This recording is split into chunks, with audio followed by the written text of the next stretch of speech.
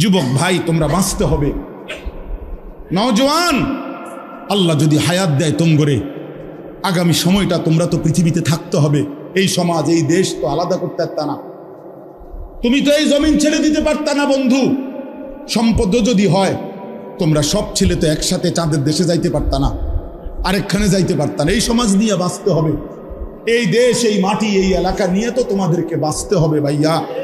তাহলে এই সমাজ যদি তোমরা এভাবে নষ্ট করে দাও, তোমরা যদি সবাই বেনামাজি হয়ে যাও, নারী, ছবি, মোবাইলের অস্থির দৃশ্য ছাড়া যদি তোমাদের রাত না কাটে, দিন না কাটে, আগামী 20 বছর তোমরা সমাজ, তোমার অঞ্চল, তোমার ঘর পরিবার নিরাপদ থাকবে কেমনে? বাঁচবা কেমনে? চলবা কেমনে?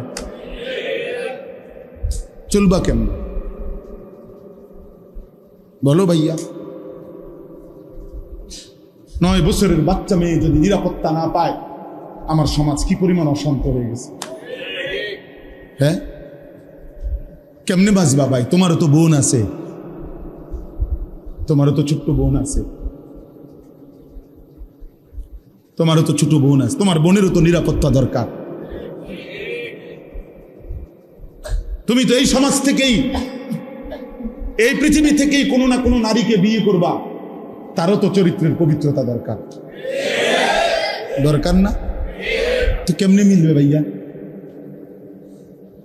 কেমনে মিলবে? সবাই যদি এমন চরিত্রহীন হয়ে যাও, নারী ছাড়া, ছবি ছাড়া, মোবাইল ছাড়া, উলঙ্গ দৃশ্য দেখা ছাড়া তোমাদের রাত কাটে না, দিন কাটে না, আমার সন্তানরা কেমনে আগামীর পৃথিবীতে তোমরা বাঁচবা ভাইয়া বলো? তোমাদের অনেক ছেলের চেহারা দেখলেই তো বোঝা যায় কতদিন হয় নামাজ পড়ো নাই, কতদিন হয় মালিকরে একটা সেজদা দাও। চুল নিয়ে এত ব্যস্ত হয়ে গেল কেন? চুলের ফ্যাশনের উপরে এত অস্থির হইলা কেন? কে দেখে তোমার চুল? কীর্ত দেখে? কারে দেখাও এইসব চুল? মানুষের আর কাজ নাই, মানুষই বুঝি বইয়া বইয়া তোমার চুল দেখবে। তুমি যে সারাদিন চুল নিয়ে ব্যস্ত, শরীর পূজা, দেহের পূজা এভাবে করছো কেন? সারাক্ষণ বুঝি এই শরীর, এই দেহ, এটা নিয়েই ব্যস্ত হয়ে গেল। সারাক্ষণ একটা নারী বুঝি, একটা নারী, একটা ছবি, একটা বেড়ি, একটা উলঙ্গ দৃশ্য, এর জন্যই পৃথিবীতে আসা। এই রাত দিন বুঝি মোবাইলে দেখবা, ছবি দেখবা, নারী দেখবা, সারাদিন বুঝি নারীর জন্যই পৃথিবীতে আসা। তোমার আর কাম নাই, আর কোনো উদ্দেশ্য নাই দোস্ত আমার। বাহ, ঠিক হলো না,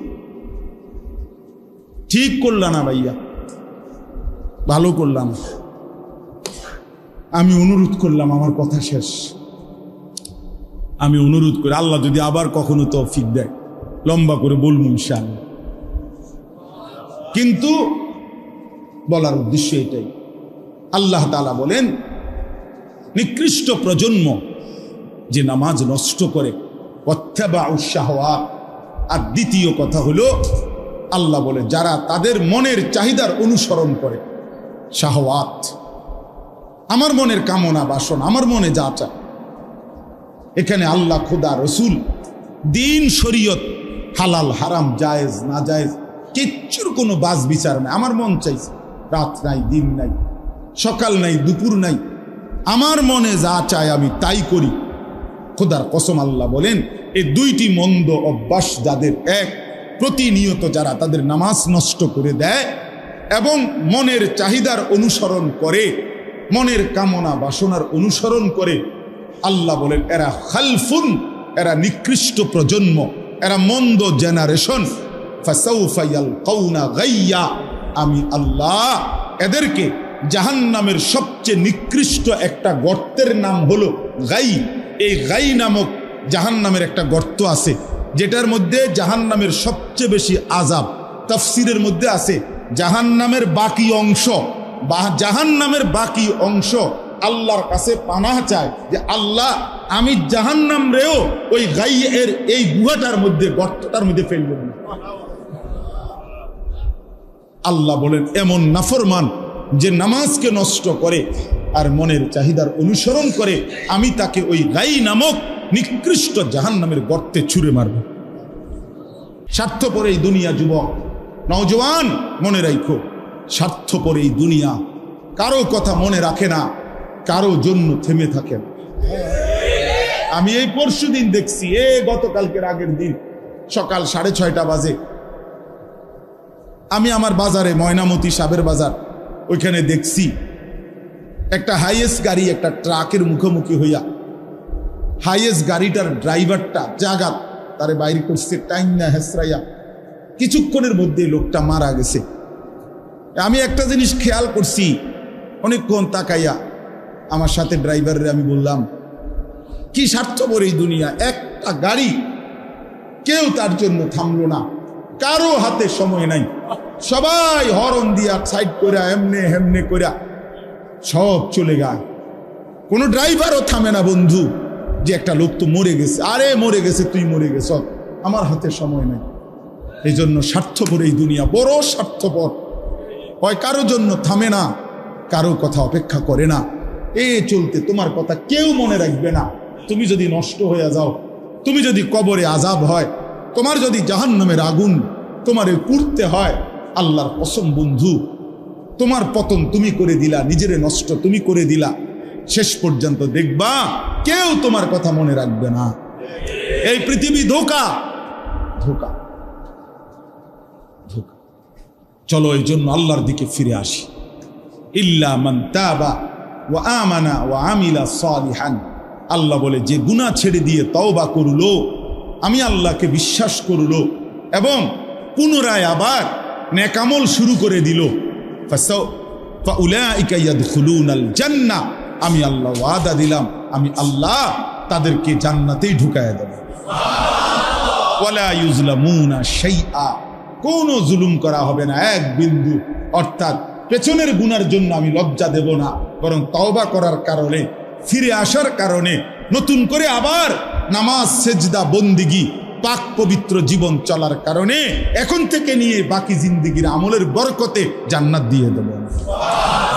এই জন্য প্রিয় সন্তান, প্রিয় কিশোর, নওজোয়ান, যুবক, চলো ইনশাআল্লাহ বদলাইবার সিদ্ধান্ত নেই। ঠিক আছে ইনশাআল্লাহ। মুরব্বীদের কাছে আমার অনুরোধ, ইতিবাচক বইলেন। অনেক মুরব্বীর আবার কথার সাইজ সুন্দর না, মানে ছেলে পেলে, আরে কিতা যে কইতে দাও না, দুঃখটা কইতে দাও। মানে সমস্যা কি? সমস্যা হলো ছেলে পেলে কোনো আয়োজন করলে দিনই, আরে নওয়াজ সরস্তা তুই কি ওয়াজ করাইবি না, আপনি তারে এইভাবে না বলে এভাবে বলেন যে মাশাআল্লাহ মাহফিলও করাইলে আব্বা, এবার নামাজও ধরো না। হ্যাঁ, এমনি কন, পজিটিভ বলেন, সুন্দর করে কন। বেটকি দিলে তা আপনি হইতো না, উৎসাহ দিতে হবে। বাশশিরু ওয়ালা তুনাফফিরু। আল্লাহ নবী সাল্লাল্লাহু আলাইহি সাল্লাম বলছে, সুসংবাদ দাও, তারে নফরত মানে তারে দূরে ছড়াই দিও না, যে যা বেটা তোর মতো অজাত দিয়ে আর কিচ্ছু হইতো না, না আমনে দিয়ে কে রইয়া লাইছে পুরা আমনে। কথা বুঝছেন না? এটা না কর, বরং ইনশাআল্লাহ এই কিশোর নওজোয়ান আগামী দিনে ইনশাআল্লাহ ইসলামের জন্য লড়বে ইনশাআল্লাহ। দেখবেন এরাই ইনশাআল্লাহ ইমাম মাহদির পক্ষে লড়বে, দাজ্জালের বিরুদ্ধে লড়বে ইনশাআল্লাহ। তোমাকে আমি একদিন, আমি আল্লাহ 1 সেকেন্ডে চাইলে পারি, কুন ফায়াকুন, আমি হও বললেই হয়ে যায়। সেই আমি 9 মাস কেন লাগাইলাম? 9 মাস লাগাইলাম কেন? আরে বলো কি ভাঙ্গা, নিজ হাতে খালাকতুহু বিয়াদিয়া। আল্লাহ বলেন, আমি আমার নিজ কুদরতি হাতে আমার বান্দাকে আমি বানাইছি, আমি বানাইছি বড় যত্ন করে। 1 ফোঁটা নাপাক পানির মধ্যে এত চমৎকার ডিজাইন পৃথিবীর কেউ কল্পনাও করতে পারে না। ইন্না খালাকনাল ইনসানা মিন নুতফাতিন আমশাজ, বীর্যের 1 ফোঁটা থেকে আমি আল্লাহ তাআলা মানুষকে বানিয়েছি। এত সুন্দর চমৎকার নাক কান ডিজাইন। কোন পানির 1 ফোঁটার উপরে, 1 ফোঁটা পানির মধ্যে কেউ কোনো ডিজাইন করুক, কি দিয়ে করবে? পানির উপরে ডিজাইন করে কেমনে? আবার রব্বুল আলামিন বলে, সেই পানির নাপাক ফোঁটা দুর্গন্ধযুক্ত, আমি তার মধ্যে এমন সুন্দর একটা ডিজাইন করেছি।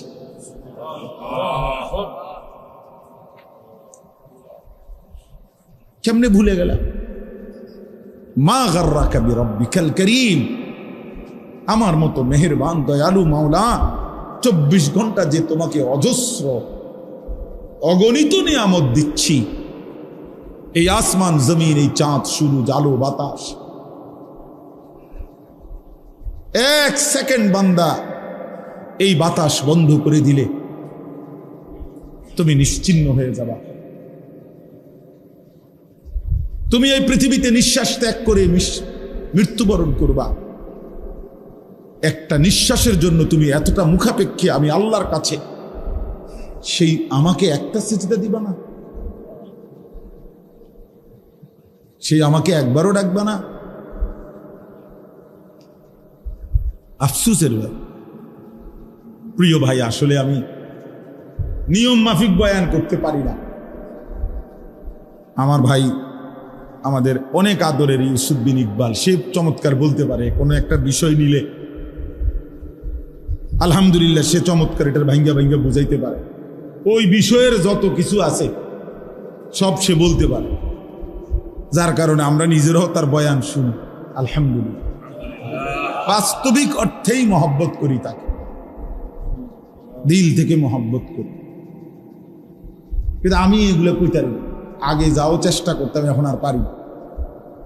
এত ছেলে দেখলে আমার মাথা গরম হয়ে যায়। হাজিব ব্যাপার। হায় হায়, এই ছেলেগুলো যদি সবগুলো এশার নামাজ পড়তো কেমন সুন্দর হতো। তোমরা যদি মাগরিবের নামাজ পড়তা কেমন সুন্দর হইতো। বেঈমান কি পরিমাণ ভয়ে কাঁপতো যে হায়, মুসলমানের যুবক মসজিদে ঢুকে গেছে, মুসলমানের বিজয়ের পতাকা উড়ে গেছে, উড়ে গেছে।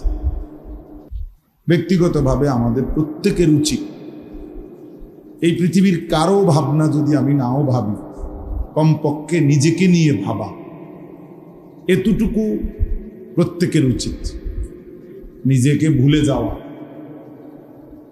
নিজেকে হারিয়ে ফেলা, আত্মভোলা হয়ে যাওয়া, এটার চাইতে বড় অভিশাপ, লানত আর কিছু হইতে পারে। আমি নিজেই চিনলাম না, বুঝলামই না আমি যে আমি আসলে কে, কোত্থেকে আসলাম, কে আমাকে পাঠাইলেন, কেন আসলাম। দিন রাত 24 ঘন্টা আমি যা করছি আসলে এটাই আমার দায়িত্ব ছিল কিনা, যিনি আমাকে সৃষ্টি করেছেন তিনি আমার জন্য কি বললেন, আমি যা করছি তিনি তা চাচ্ছেন কিনা, এদূর বোঝাপড়া মনের সাথে, বিবেকের সাথে, এতটুকু বোঝাপড়া যার নাই, এই আসলে মানুষ ইনসান হওয়ার যোগ্য। কোরআনুল কারীমের মধ্যে আল্লাহ তাআলা বলছেন, জানোয়ার, মানুষরূপী জানোয়ারের পরিচয় আল্লাহ বলছেন যে মানুষ অথচ মূলত জানোয়ার। কে? আল্লাহ বলছে যাদের দিল আছে কিন্তু কিছুই বোঝে না, চোখ আছে কিছুই দেখেন, কান আছে শোনেন। তার মানে অন্য কথা তো শুনে, আল্লাহর কথা শুনে, অন্য কিছু তো দেখে কিন্তু আল্লাহ তাআলার কুদরত দেখে না, অন্য কিছু তো ভাবে কিন্তু আল্লাহকে নিয়ে ভাবে না। এই তিনটা বিষয় যাদের আল্লাহ তাআলা কোরআনুল কারীমে তাদেরকে বলছেন উলাইকা কাল আনআম, এরা জানোয়ারের মতো, চতুষ্পদ জন্তু। আনআম মানে চতুষ্পদ জন্তু, গরু, ছাগল, কুকুর, বিড়াল, এগুলা। আল্লাহ তাআলা বলেন যদি বলো জানোয়ার, তাইলেও মানায় না, বরং তার চাইতে নিচে বল, বালহুম আদাল, বরং এর চাইতে নিকৃষ্ট, অর্থাৎ জানোয়ারও না, এটার কোনো পরিচয়ই নাই। মানুষও না, ছাগলও না, মানুষও না, গরুও না, কুকুরও না, বিড়ালও না। উল্লেখ করার মতো কোনো শাই বস্তুই নাই যে আল্লাহ চেনে না, যে আল্লাহকে নিয়ে ভাবে না, যে আল্লাহর কথা শোনে না, যে চোখ আল্লাহর কুদরত দেখে না। এই জন্য দোস্ত, আত্ম উপলব্ধি এতটুকু অনেক বড় সম্পদ। নিজে নিজে ভাবা আর কি, নিজেকে নিয়ে এতটুকু যার মধ্যে নাই, কি করতেছে, কি খাচ্ছে, কি করছে, যখন যা মন চায়, এটার কোনো আসলে সুস্থ স্বাভাবিক মানুষ না। কোরআনুল কারীমের মধ্যে আছে, আল্লাহ তাআলা বলেছেন, ওয়ালা তাকুনু কাল্লাযীনা নাসুল্লাহা ফাআনসাহুম আনফুসাহুম। আল্লাহ তাআলা বলেন, মুমিন ইমানদার বান্দা, তোমরা আমাকে এই পরিমাণ ভুলে যেও না, যদি বেশি দিন ভুলে থাকো, ফাআনসাহুম আনফুসাহুম, একদিন আমি আল্লাহ তোমার নিজেকে তোমার থেকে ভুলাই দেব। ফাআনসাহুম আনফুসাহুম, নিজের পরিচয়, তোমার উপলব্ধি তোমার থেকে আমি ভুলাই দেব। তোমার নিজের প্রতিও তখন তোমার কোনো অনুভূতি আসবে, যাহা আমি আমার নিজেরে কি করতেছি, আমি আমাকে কি করছি। ছোট্ট মাসুম বাচ্চা, আমার এক ছোট ভাই, একবার ছোট থাকতে আমরা দেখছিলাম, একবার আমার মাই দেখছিল, সে ছোট অবুঝ,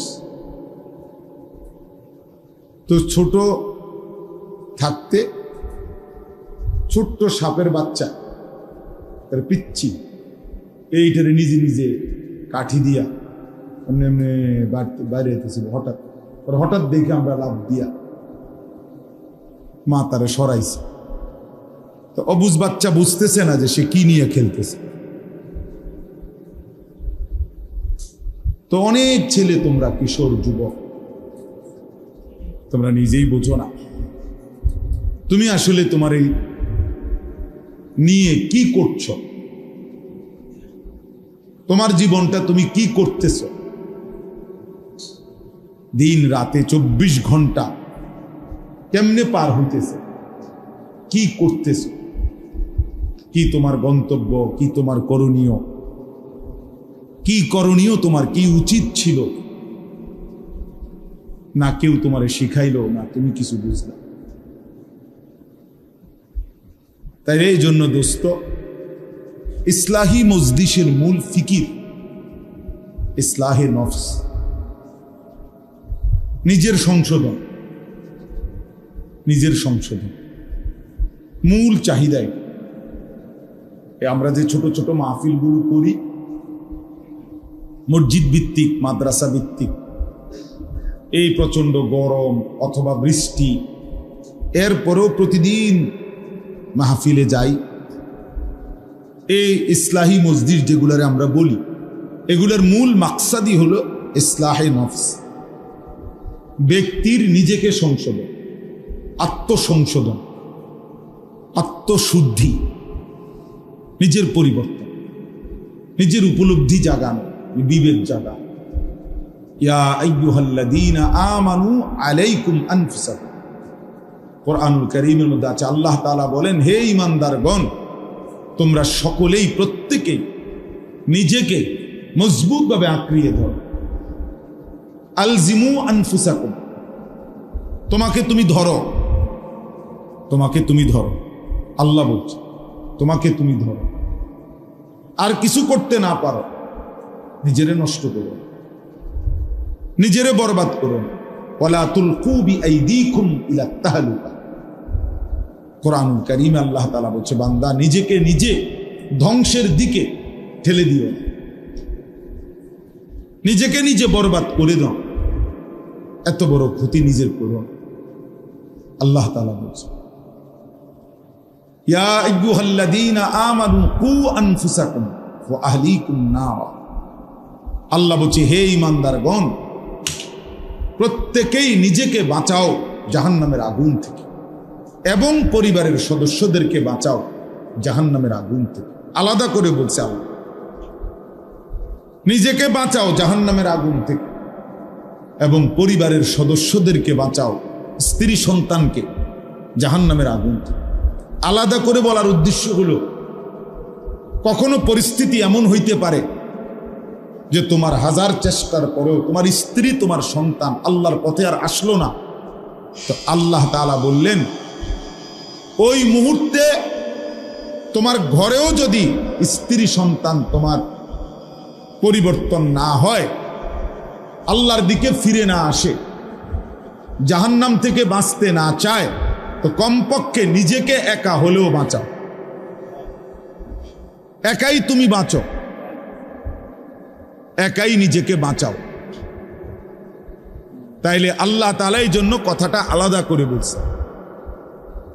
কু আনফুসাকুম আলাদা বলছেন, ও আহলিকুম আলাদা বলছেন। তোমার নিজেকে বাঁচাও, এরপরে বলছেন এবং তোমার পরিবারের সদস্যদেরকে বাঁচাও। এই জন্য ভাইয়া, এই পৃথিবীর কেউ যদি তোমার কথা না শুনে, এমনকি তোমার ঘর, তোমার পরিবার, তোমার স্ত্রী সন্তান, আল্লাহ তাআলা বলছে তবুও মুমিন নিজেকে বাঁচাও, একাও বাঁচাও, তবুও হাল ছাইরো না। তুমি একা হলেও আল্লাহর দ্বীনের উপরে থাকো। হাদিসের মধ্যে আছে হযরত হুযায়ফা রাদিয়াল্লাহু তাআলা আনহু, একজন বিখ্যাত সাহাবী হুযায়ফা, লম্বা হাদিস। তো ওই হাদিসের লাস্ট অংশে হলো এই সাহাবী নবীজি সাল্লাল্লাহু আলাইহি সাল্লামকে একদিন জিজ্ঞেস করছেন, ইয়া রাসূলুল্লাহ, যদি আমি জীবন চলার পথে কখনো আমার অবস্থা এমন হয় যে আল্লাহর দ্বীনের উপরে চলার জন্য আমি আমার সাথে আর কাউকে পেলাম না, কেউ নাই আর আমার সাথে, সবাই গুনাহের মধ্যে লিপ্ত, আমি যদি এরকম কোনো পরিস্থিতিতে একাকী হয়ে যাই, তখন আমি কি করব? নবী সাল্লাল্লাহু আলাইহি ওয়াসাল্লাম বলছেন, ফাতাজিলিল ফিরাকা কুল্লাহা, তখন সব মতবাদ, সব দল, সব গ্রুপ সব ছেড়ে দাও, সব ছেড়ে একাই তুমি গাছের শিকড়, গাছের গোড়ালি আঁকড়াইয়া আল্লাহর দ্বীনের উপরে টিকে থাকো। একা একা হলেও টিকে থাকো। এই জন্য দোস্ত এটা বোঝা দরকার। অনেক ছেলে আসছো, যার যার পথে যার যে চলে যাবো, আমরাও আমগো পথে চলে যাব ভাইয়া। রাস্তায় অনেক জ্যাম, অনেক কষ্ট করে আসতে হইছে, সবাই ব্যস্ত, সবাই ব্যস্ত। এই জন্য বললাম, একা হলেও শেষ পর্যন্ত নিজের দিকে যত্নবান হওয়া, নিজের ঈমান, নিজের আমল, নিজের আখিরাত, নিজের করণীয়, নিজের কর্তব্য, নিজের গন্তব্য, এতটুকু যদি কেউ না বুঝে, প্রিয় ভাই, সে মুসলমান হয় না, ওই মানুষ থাকেন। আফা হাসিবতুম আন্নামা খালাকনাকুম আবাসান, আল্লাহ তাআলা বলছেন, বান্দা তুমি কি এই ভেবেছ যে আমি তোমাকে অনর্থক বানিয়েছি? তো এটা কি করতেছো তুমি? তুমি এটা কি করছো বান্দা? মুসলমান পরিচয় দিয়ে এক ওয়াক্ত নামাজ পড়ে না, হে মুসলমান, তুমি এটা কি ভাবলা? মুসলমান পরিচয় দিয়ে কোনোদিন হালাল হারামের কোনো পার্থক্যই করলা না। 40 বছর 30 বছর যা পাইলা তাই কামাই করলা, হালাল হারাম, জায়েজ না জায়েজ, সুদ কিস্তি, সব কিছু যা পাইলা সব কামাই করলে, এটা মুসলমান? কি ভাবলা বান্দা? বলো নওজোয়ান, তোমরা অনেক ছেলে আছো, সারাদিনে যাদের, সারাদিনে একবারও একটা সেজদা যাদের কপালে নাই, একটা সেজদা, এক ওয়াক্ত নামাজ ফজর থেকে এশা, এক ওয়াক্ত নামাজও যে পড়লা না আজকের সারাদিনে, নাফরমান, তুই মানুষের বাচ্চা হলি কেমন? তুই কোন মার ঘরে জন্ম নিস? তোর মতো জানোয়ার কেমনে মুসলমান পরিচয় দিলি? তোর মতো হাইওয়ান, তুই কিসের মুসলমান? তুই কিসের মুসলমান? তোর মতো নিকৃষ্ট নির্লজ্জ বেহায়া আল্লাহর জমিনে তো কোনো কুত্তাও হয় না, কোন কুত্তাও তো এরকম হইতে পারে না। কুত্তারও যদি আল্লাহ তাআলা সেজদার হুকুম দিত তো সে দিত, তাকে তো আল্লাহ সেজদার হুকুম দেয় নাই, এই জন্য সে সেজদা দেয় না। তুমি নাফরমানের তো আল্লাহ সেজদার হুকুম দিছিল, দিলে না কেন? তোমার তুলনা তো জানোয়ারের সাথে হয় না, এই জন্য তো আল্লাহ বলছে বালহুম আদাল, ওই জানোয়ারের চাইতে নিকৃষ্ট। ওর উদাহরণ নাই, ওর তুলনা কুকুরের সাথেও না, ওর তুলনা শুকরের সাথেও না। আল্লাহর কোন সৃষ্টির অন্তর্ভুক্ত না। বলো মিয়া, এত বিবেকহীন কেমনে হইলা? আফা হাসিবতুম আন্নামা খালাকনাকুম আবাথান, কি ভেবেছো বান্দা আমি তোমাকে অনর্থক বানিয়েছি? তোমাকে আমি একদিন, আমি আল্লাহ 1 সেকেন্ডে চাইলে পারি, কুন ফায়াকুন, আমি হও বললেই হয়ে যায়। সেই আমি 9 মাস কেন লাগাইলাম? 9 মাস লাগাইলাম কেন? আরে বলো কি বান্দা, নিজ হাতে খালাকতুহু বিয়াদিয়া, আল্লাহ বলেন আমি আমার নিজ কুদরতি হাতে আমার বান্দাকে আমি বানাইছি, আমি বানাইছি বড় যত্ন করে। 1 ফোঁটা নাপাক পানির মধ্যে এত চমৎকার ডিজাইন পৃথিবীর কেউ কল্পনাও করতে পারে না। ইন্না খালাকনাল ইনসানা মিন নুতফাতিন আমশাজ, বীর্যের 1 ফোঁটা থেকে আমি আল্লাহ তাআলা মানুষকে বানিয়েছি। এত সুন্দর চমৎকার নাক কান ডিজাইন।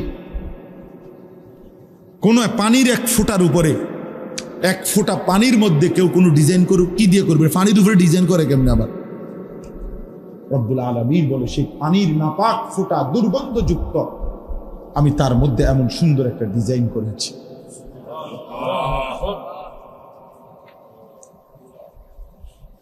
কেমনে ভুলে গেলাম? মা গাররাকা বিরাব্বিকাল কারীম, আমার মতো মেহেরবান দয়ালু মাওলা 24 ঘন্টা যে তোমাকে অজস্র অগণিত নিয়ামত দিচ্ছি, এই আসমান জমিন, এই চাঁদ সূরজ আলো বাতাস, 1 সেকেন্ড বান্দা এই বাতাস বন্ধ করে দিলে তুমি নিশ্চিহ্ন হয়ে যাবা। তুমি এই পৃথিবীতে নিঃশ্বাস ত্যাগ করে মৃত্যুবরণ করবা। একটা নিঃশ্বাসের জন্য তুমি এতটা মুখাপেক্ষী আমি আল্লাহর কাছে, সেই আমাকে একটা সিজদা দিবা না? সেই আমাকে একবারও ডাকবা না? আফসোসের ভাই, প্রিয় ভাই, আসলে আমি নিয়ম মাফিক বয়ান করতে পারি না। আমার ভাই, আমাদের অনেক আদরের ইউসুফ বিন ইকবাল, সে চমৎকার বলতে পারে। কোনো একটা বিষয় নিলে আলহামদুলিল্লাহ সে চমৎকার এটার ভাঙ্গা ভাঙ্গা বুঝাইতে পারে। ওই বিষয়ের যত কিছু আছে সব সে বলতে পারে, যার কারণে আমরা নিজেরাও তার বয়ান শুনি। আলহামদুলিল্লাহ, বাস্তবিক অর্থেই মহব্বত করি তাকে, দিল থেকে মহব্বত করি। কিন্তু আমি এগুলো কইতারি, আগে যাও চেষ্টা করতাম, এখন আর পারি। এত ছেলে দেখলে আমার মাথা গরম হয়ে যায়। হাজি ব্যাপার, হায় হায়, এই ছেলেগুলো যদি সবগুলো এশার নামাজ পড়তো কেমন সুন্দর হতো। তোমরা যদি মাগরিবের নামাজ পড়তা কেমন সুন্দর হইত। বেঈমান কি পরিমাণ ভয়ে কাঁপত যে হায়, মুসলমানের যুবক মসজিদে ঢুকে গেছে, মুসলমানের বিজয়ের পতাকা উড়ে গেছে, উড়ে গেছে। আমার কাছে এই মৌলানা ইউসুফ আমার একটা বই দিছে, 4টা বই দিছে সুন্দর হজ্জের আগে। আমি হজ্জের সফরে তার বইগুলোই পড়ছি, এখনো আছে গাড়ি। তার মধ্যে একটা বই দিছে আযমু শাবাবিন ফিল ইসলাম।